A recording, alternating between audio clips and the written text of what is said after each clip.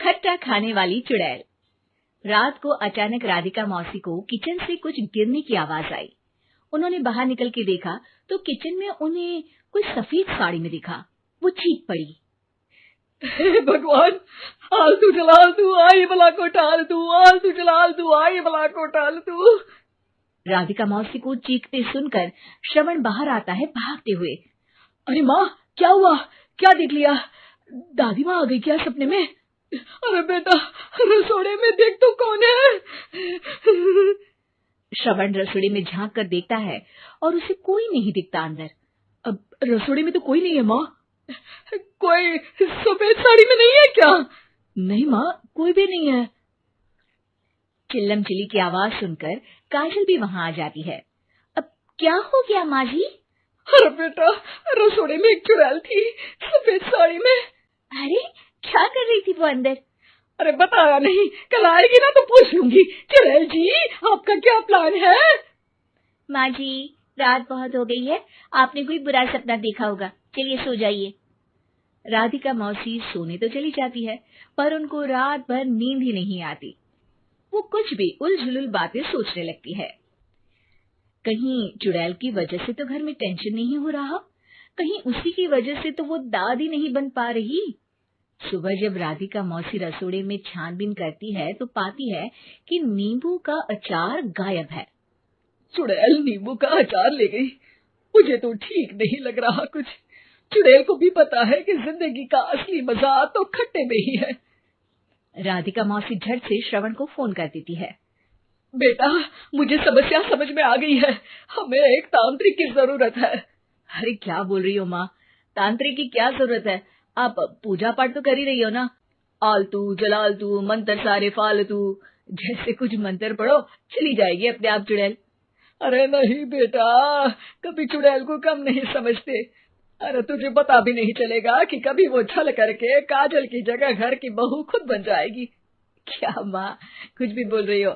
कहाँ काजल और कहाँ चुड़ैल? वैसे एक बात बताओ, काजल को अगर गाने के लिए बोल देना तो चुड़ैल काजल की आवाज सुनकर घर तो क्या, धरती लोग छोड़कर चली जाएगी।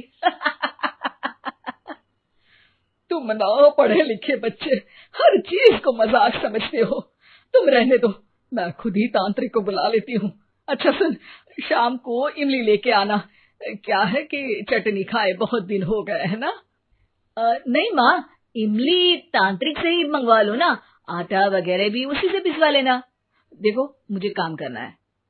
श्रवण रात को कई तरह की सब्जियों के साथ माँ के कहने पे चटनी के लिए इमली भी ले आया था, लेकिन राधिका मौसी के दिमाग में अलग ही फिल्म चल रही थी। उन्हें अब सिर्फ शक ही नहीं यकीन होने लगा था कि शायद चुड़ैल ने श्रवण पर अपना जाल बिछा दिया था, जिस वजह से श्रवण उनकी बात ही नहीं मान रहा था। पर कोई नहीं, आने वाली रात में राधिका मौसी खुद तैयार हो गई चुड़ैल को पकड़ने के लिए। रुद्राक्ष की माला, तुलसी का पत्ता, हनुमान चालीसा सब हाथ के पास ही था, बस चुड़ैल का इंतजार था। और जैसा राधिका मौसी ने सोचा था वैसा ही हुआ। वो चुड़ैल उस रात भी आई, पर वो राधिका मौसी से तेज निकली और राधिका मौसी के उससे पकड़ने के पहले ही वो भाग खड़ी हुई।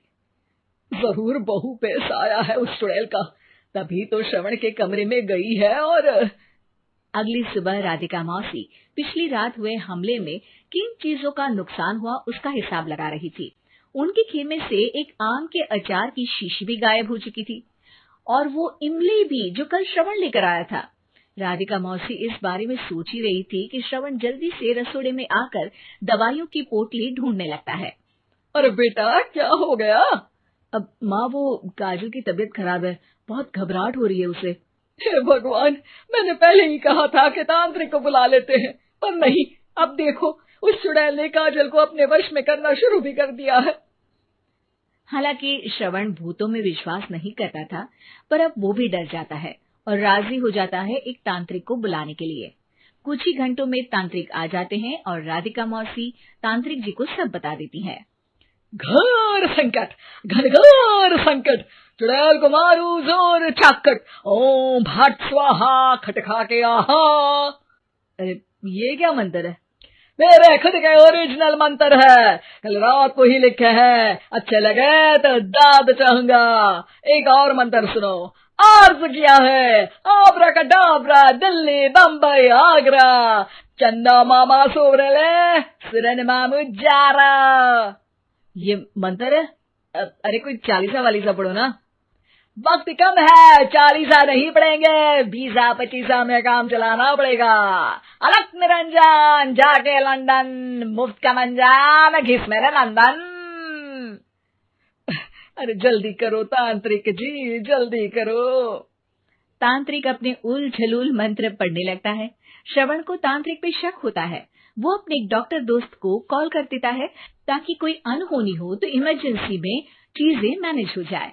तांत्रिक धुनी रमाता है, जिसकी वजह से कमरे में काफी धुआं हो जाता है और जिसकी वजह से बहू की घबराहट बढ़ जाती है। अब भागेगी चुड़ैल। हाँ। बहू खांसते हुए धुएं से बचने के लिए बाहर चली जाती है।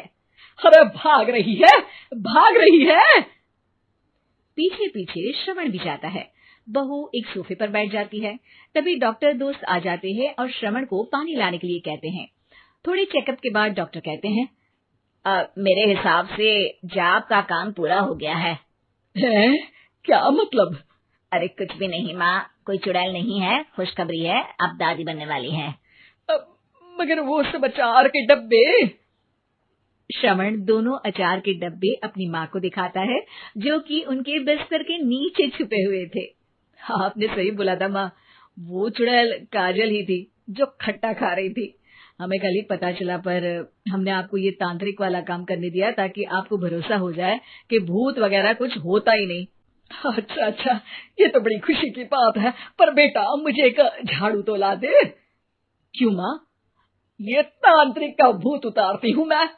अब तांत्रिक राधा मौसी के डर से घर से भाग निकलता है और राधा मौसी उसके पीछे भागती है। अरे संकट ये घनघोर है, तांत्रिक मुआ चोर है।